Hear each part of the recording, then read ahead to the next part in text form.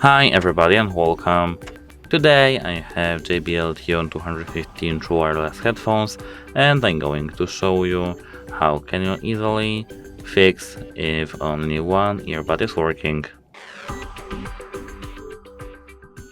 And first check if there in this piece is some dust, and over here in the left one and right one. If there isn't, you have to do a soft reset. To do a soft reset, you have to reinsert your headphones.